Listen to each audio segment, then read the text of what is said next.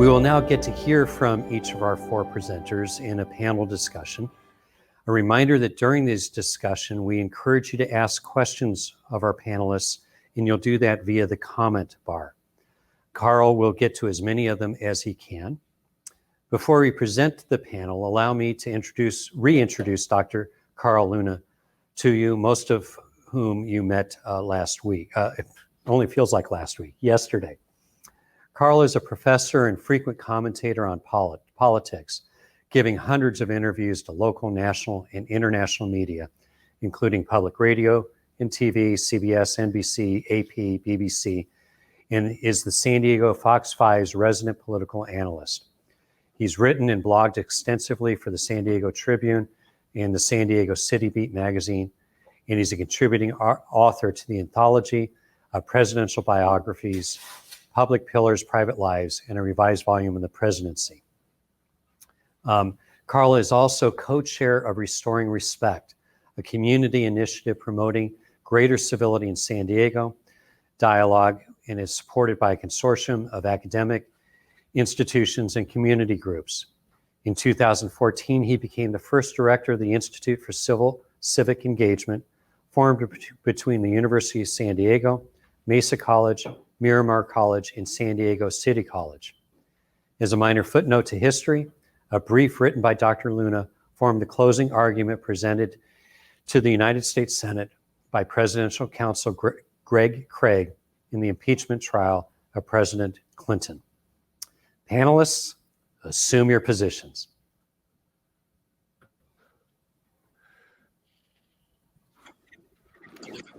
Hi, everyone.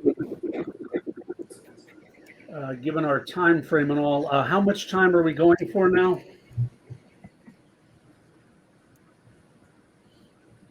Not hearing any objections, I'd say we take until 5 o'clock, panelists. I just got something that said 1 second, but that obviously is not our time frame. Hey, thank you all for really powerful presentations. They definitely give us lots to think about, and more importantly, lots to plan for things we need to do for action. And taking notes and looking at what you were talking about, I see that the central running theme through your discussions is about change. What we're doing is not working. We need to change things. Heidi was talking about how we can change how we act, looking at introducing civility in local government. Rick was talking about changing how we think, coming up with a new paradigm for evaluating our actions. And Eliah and Adam were looking at changing no less than how we govern, how we make our common decisions. One of the definitions of politics is the making of a common decision for a group of people. The way we've been doing it so far for the last 20 years worked for a bit. It hasn't been working well recently. And I come out of this discussion very energized and very optimistic. And then I don't know if you can see this. I get this article in the New York Times. How the storming of the Capitol becomes a normal tourist visit. The fact that the Republican Party is pulled away in mass from doing a 9/11 style postmortem on the January 6th attack on the Capitol. We're living not just with different facts, but in almost parallel universes as a society. And I know most of us go through our days and don't deal with this, but the people who have power, money, and position are in a struggle right now in this country. I try to grab from all the things we're talking about the urgency. How do we address this? And just before I throw this out to you, here's the scenario. 2022, Republicans win back the House, they win back the Senate. 2024, we have an election. A majority of Republicans embraced not certifying the outcome of this last election. They may control the Congress, and they could simply change the election outcome. We think not, but it could be done. At the state level, you have a growing movement for states to set aside, under the grounds of voter fraud, outcomes they do not like. And I don't mean to sound partisan about this, but it is not a co-equal between the two parties that are doing this. So there's that idea we got to bring people together. But how do you bring people together when one side is measurably, by political science and studies, growing more authoritarian? My discussion about social contract yesterday reflected on that. I throw that out to all of you. Let's Rick, what do you think? How do you get that rational mind to tribalize this? Well, I'm going to offer a very different take in the interest of a variety of ideas here. I'm going to argue that the tourist thing was a low-level politician on the Republican side, but by him saying it that way, which is stupid of him, that gives the entire political left organization a chance to weaponize his comments and pin it on the whole Republican Party. That's an overstatement, because the Republicans instantly came out in force when it happened and denounced it, which did not happen on the Democratic side.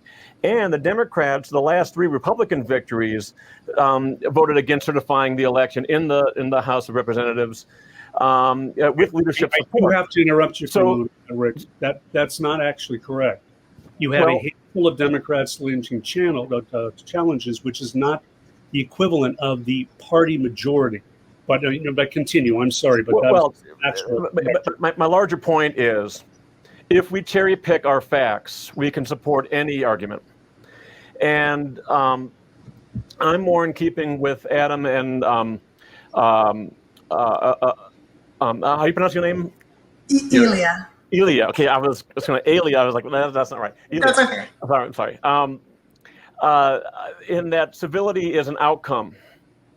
And I'm going to argue, and this is my closing remark, I'm going to argue that if we can come together on the laws of economics, which we are not together on right now, especially as they apply, I argue, to all human action, all aspects of society, then that's one piece of the step towards civility. If we can't agree on the laws of economics, then we're going to be having such a fundamental disagreement that the civility is not going to be possible. But I think there's a lot of inherent weaponization in left-leaning thought. And I'm not saying it's only on the left, but there's a reason why the civility movement is so dominated by left-leaning people. And my opinion, this is just my opinion about why that is that left-leaning people find it easier to say, hey, let's have a better discussion, because in part, they aren't stepping up to the constraints of logic of economics. Meanwhile, the right finds it easier to say, hey, here's the logic of economics, and they don't want to compromise it. So it's harder for them to say, hey, let's have a better discussion. So I think the answer is coming together in both ways. But my suggestion for left-leaning people is take a fresh look at the logic of economics. It's not your enemy, it's your friend. It's reality. And my argument to right-leaning people is, hey, if we can come together in logic of economics, then we can address all of these big goals, including social justice. Mayor Harmon, you were talking about how and thank you for that, Rick. You were talking about how that at the same time you're trying to promote civility within your city council, you've had to disassociate from social media because of all the noise that's been made and real threats of violence which are out there. How do you reconcile those two competing processes with an urgency of trying to diffuse things before they get out of hand?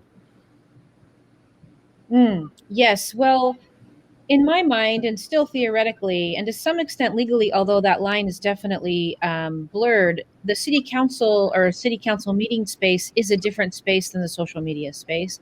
I think it's incumbent upon someone in my position to obviously maintain city council meetings, keep them going forward, and maintain as much civility as possible in them, and provide an open and safe place for the community to come and exchange ideas. My hope with my social media pages was to do something similar to that. And that the culture of social media just doesn't seem conducive to constructive, positive, solution-oriented exchange, generally speaking. And it's incredibly easy to derail a social media post. And when you're in a position like I am, oftentimes people will hijack your social media because your platform might be, more significant than theirs, so to speak, and so they can get attention for themselves and whatnot. And so in terms of reconciling them, in my case, I really felt like the only way I could maintain my own sanity and integrity and safety was to leave social media. And that's a problem. In many ways, it's kind of similar to the problem of elected folks or people in general not wanting to run or not wanting to run again. Like, people are bowing out of the public conversation. And because I wasn't able to create kind of a more curated, if you will, context on my social media pages, it just became too problematic for me to stay there because I refuse to be treated badly. And I get it that I'm elected official, etc. And I also refuse, and I don't buy into this idea of like growing a thicker skin. I feel like that's exactly what we don't need, actually. I think we need more open, more vulnerable, personally, as a female identified person, more feminine approaches to governance. And so I also, for my own protection of my own, wanting to show up in a different way as an elected, I felt like leaving social media was important for me to do. But it is a loss, and it's a loss for the community. It's a loss of information access. I have a lot more followers than the city Instagram, for example. So people are missing out on that. And I had hopefully a positive and uplifting tone and style. And so, folks are missing that opportunity. So we've been able to maintain a pretty high level of civility in a city council meeting, but that wasn't possible to maintain on my social media pages due to the legal restrictions around blocking and removing heinous posts and things. So. Yeah, and that kind of ties into what Adam and Ilya were talking about, with the need to change the way we do our dialogues to bring more people in. And a number of you pointed out that people are disengaging from politics because it's so uncivil. They don't like incivility, though other studies show that when they say they don't like incivility, they don't like the other side's incivility, their side's playing all fly and jiggy. And within that, they're not running for office. It's limiting the numbers of people who are in, particularly at the national level, people bailing out of Congress because it's no longer fun to be there.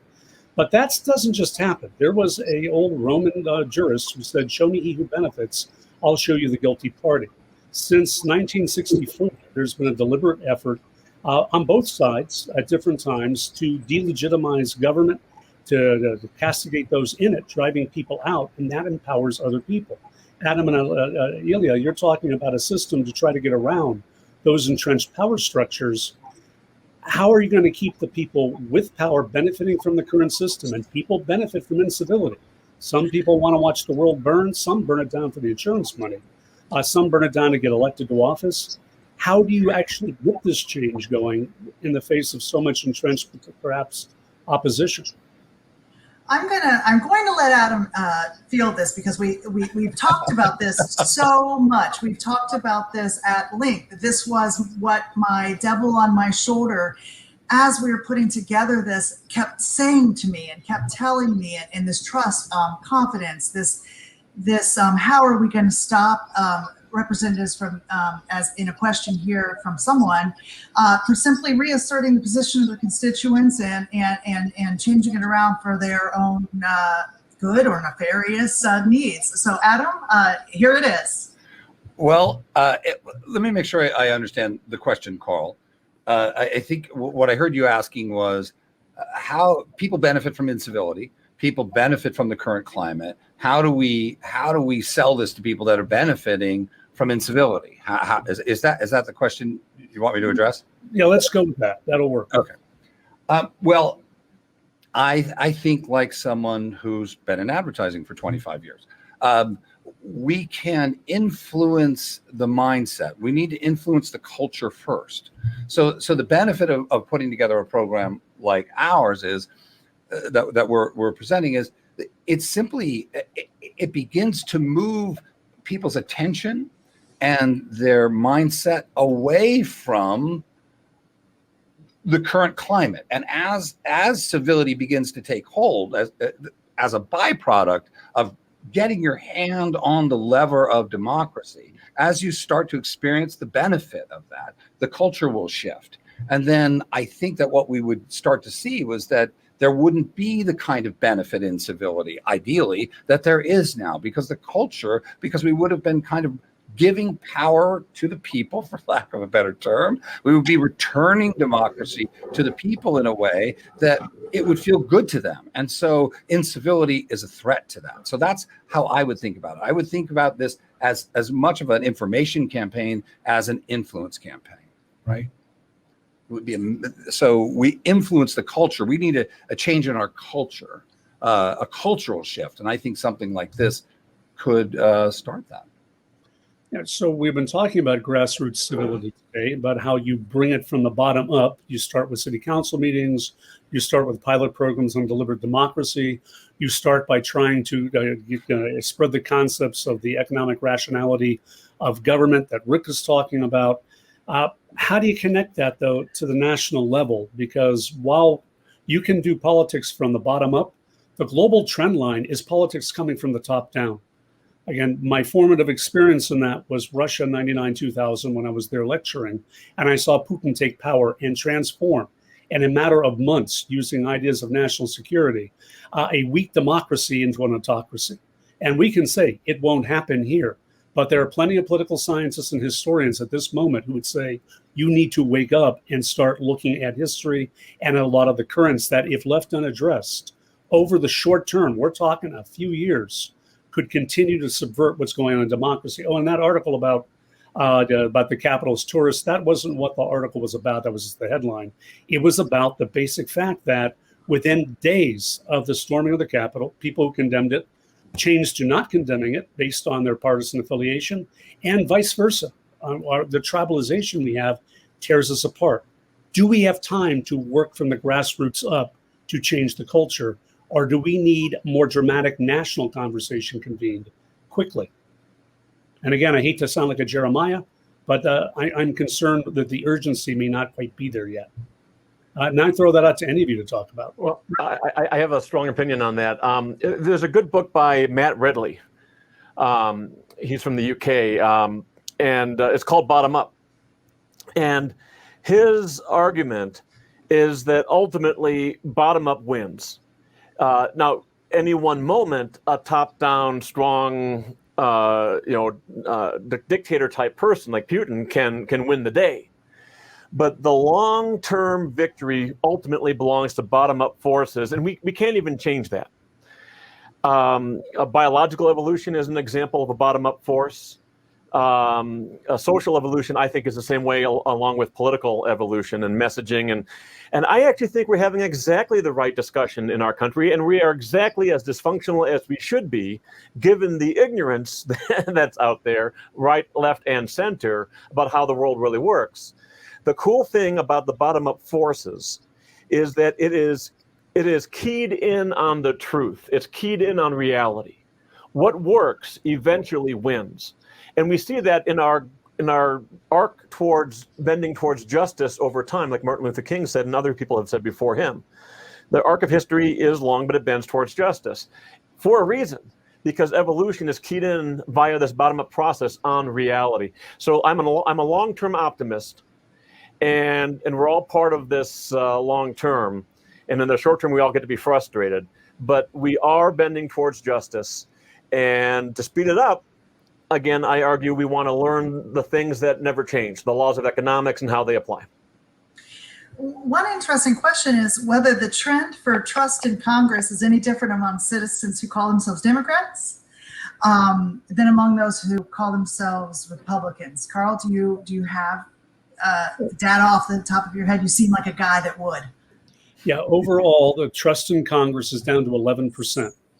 And there's no great appreciable difference between Democrats and Republicans on that. Independents actually trust it less than Democrats or Republicans because they don't have a particularly as much of a horse in the game.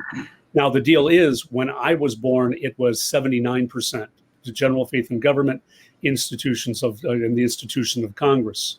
In the last 20 years, the institutions that were strongest in trust are the U.S. military, which is dangerous because then people start to think, well, if they're so trusted, maybe they should take a bigger role in American society. Oh, and small businesses, which is ironic because everybody likes small business and hates big corporations, and they walk by small businesses to buy from big box stores. So you have to take that for what it's worth within it.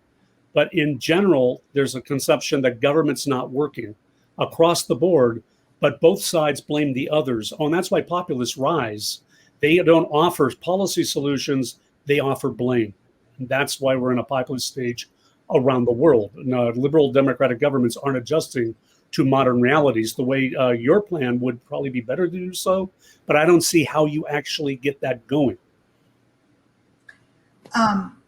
Yeah, and that's a much bigger conversation. And I want to close this. So, I thought it was important to say that, whatever forces are affecting that lack of trust in Congress, it's affecting Americans of all partisan stripes, right? So it's across the board. And so that means that at least that's a commonality. that at least that's a point, that is weighed pretty equally. As far as getting this program started, it really, in the way we see it, and the way we built projects and pilots, and the way I certainly have built pilot projects across the nation, have been, especially that did not have a lot of support from the top when it first began, and it was kind of like, go do this, tell us how it works, give us all the empirical data, and then we'll see what we can do, is really just that build it, they will come sort of idea, and that ideology behind that. And that really is, like we said, and like Adam stated a few times in our presentation, it's a big ask. It's a big thing to get your arms around. Adam? But I think that I back to this influencer idea. I think just how do you get it started? Build a model, do the pilot program in a district, leverage as much earned media as you can, and begin a national discussion around, even if people are asking, is this a good thing or a bad thing? Is civility going to come out of it or not? The impact on that and the science around that is huge. It's a very kind of anecdotal story, but I was doing work for 1-800-Dentist, and this was way back in the 90s, and they were really adamant that they didn't want to be cheesy and 1-800-y, and so they didn't want to put any calls to action on their above their phone number. They really want to stay away from gutty rank or anything like that. So finally, their cost per calls dropped so far down that they said, well, we're spending fortune just every lead we get. So we said to them, well, why don't now is a good time? Why don't you just go ahead and put call today above the phone number? Just put it above the phone number.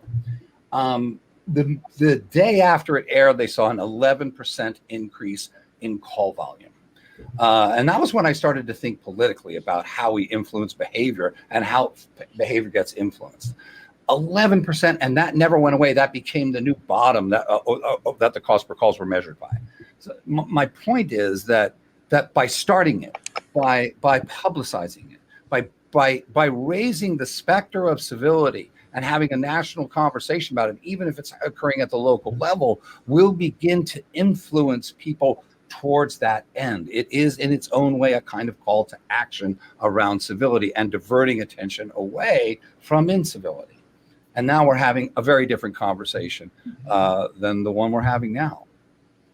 Yeah, and Mayor Harmon, we've been talking about ideas looking from the outside toward government, big ideas, small, about how to change it.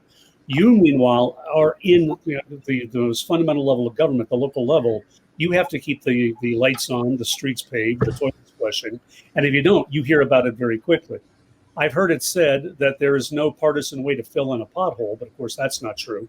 You have to have the tax revenues to do it. You have to have the labor force to do it, how much you pay them. But in your day-to-day, keeping the daily operation of government going, how much does this issue of civility that we're worried about, hypothetically at the national level, really impact things? Is it percolating down into the real function of local government, or can local government just carry on and hope for the national to sort itself out? It's a great question, and I feel like we're just so limited linguistically at times, because I feel like I don't know if we're even talking about civility or incivility anymore when we're talking about some of the things I've experienced in the last few years that are really more in the abuse category. And so I just want to name that. So, but it's all a part of the same kind of culture of, hatred, it feels like. And it has huge impacts. I think it has huge impacts on myself and other electeds, and it's very demotivating. When I try really hard. I'm not perfect. I recognize that. I feel like I'm actually pretty good at hearing critical, constructive feedback. But people seem largely incapable of giving that kind of feedback. It's just like a rage machine all the time. And so it is demotivating in that way. And I think one of the things that has happened and that I named also was it becomes almost impossible to hear ideas when you're used to just being yelled at constantly. You can easily start to get in a habit of like, well, everyone's mad. Everyone has, not terrible, but very not constructive ideas and things like that. So I'm probably missing good ideas. And then I would say too that it's also impacted staff. So people aren't just uncivil to me and my colleagues. They're uncivil to the staff directly.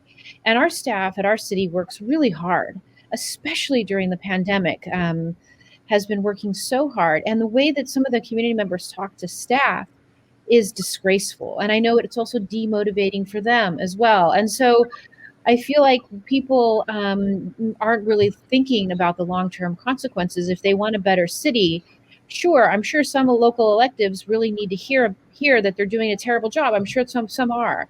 But even that, there's a way to let people know that. And we do have an electoral process that is meant to handle that. If you feel like your local electives aren't doing a good job, then it's really incumbent upon you to find a candidate and support that other candidate and get somebody in there that you think will be a better representative of your ideas. But yeah, I think it's incredibly demotivating. And so I think that people end up getting potentially a worse community because of the way they're treating not only their local electives, each other, but also staffs of municipal organizations. Yeah, and we have several questions from our participants from the audience, our conference attendees, that are kind of looking at that whole issue about how you make government more effective, more responsive, and talking about ideas like participatory budget projects, rank order voting, processes like gerrymandering.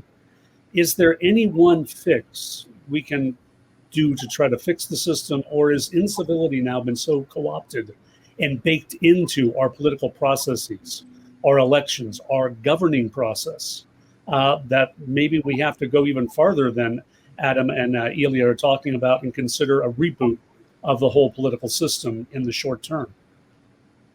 I don't know if this question's for me specifically, but I would say that to me, it feels like almost every system we have is breaking down, and honestly, good riddance to most of it, really. Like capitalism, we haven't named that word yet, but that's a huge part of what's happening here. Capitalism is incumbent upon us treating each other and ourselves to some extent terribly, so that we can fill in that gap that's created by all of that with stuff that we don't need.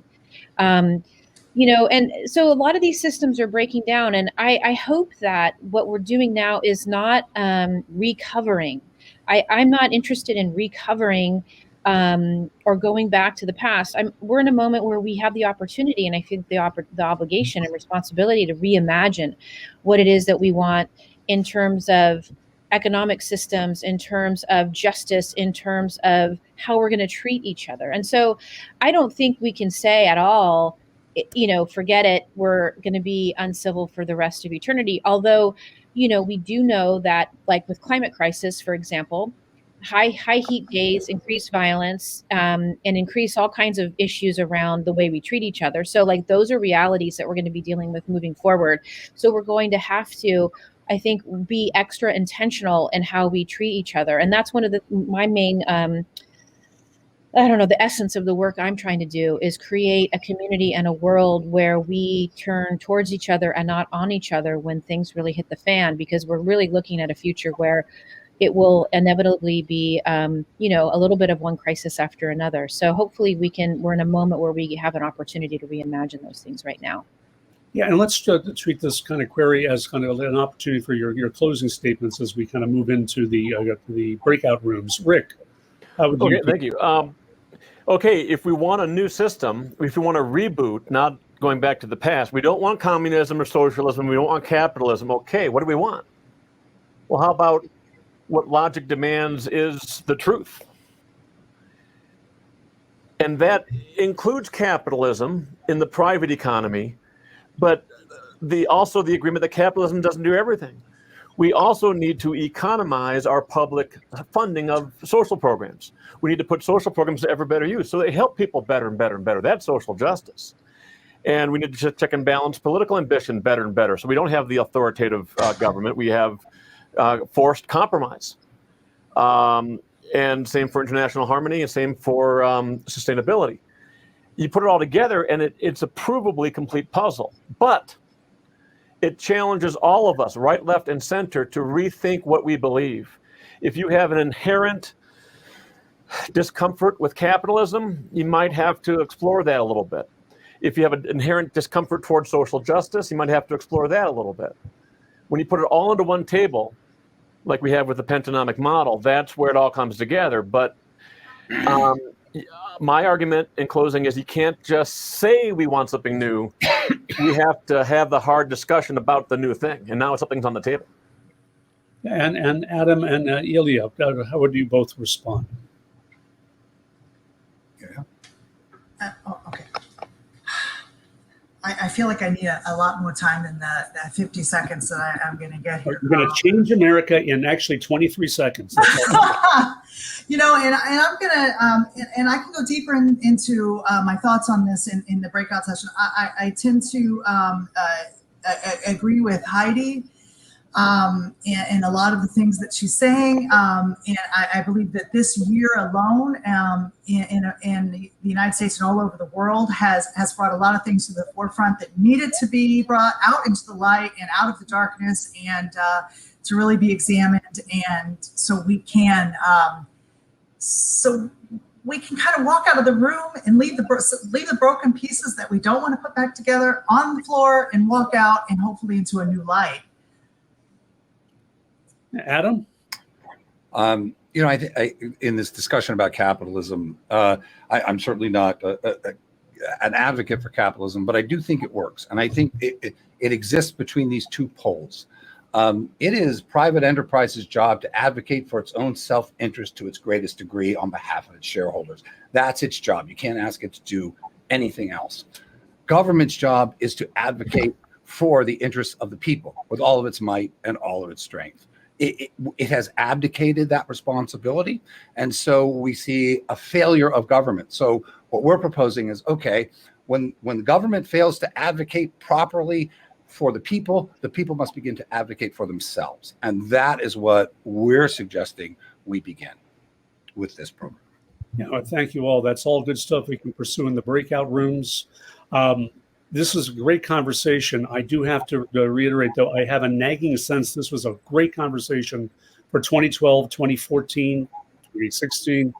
I worry that we need to conceptualize the next 5-6 years of global change and the turmoil we may be in post-COVID more than I think any of us are very comfortable with doing.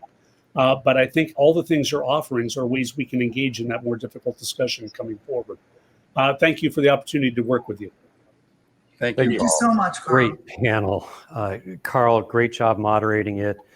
Heidi, Rick, Eliah, and Adam, we clearly could have let this continue for a lot longer, but I appreciate your attention to the time. We have a lot more coming here, folks. I promise we're ending with a bang. You now have the opportunity to join in one of the 3 breakout sessions, whether you choose Mayor Harmon, Rick, Eliah, or Adam. As with before, you can go to the comments section. You'll see a link there, or go to the agenda, join the Zoom room, and then from there, Caroline will get you into the proper breakout rooms. Please remember, raise your hand, raise your emoji hand, put it in the chat if you have a question. This is designed to be interactive with your presenters, so really take advantage of this time. We will be wrapping up the breakout session at 2:10 Pacific, 5:10 Eastern. And as I said before, we're going to end this with a real bang. So thank you, thank you, thank you. Enjoy this breakout.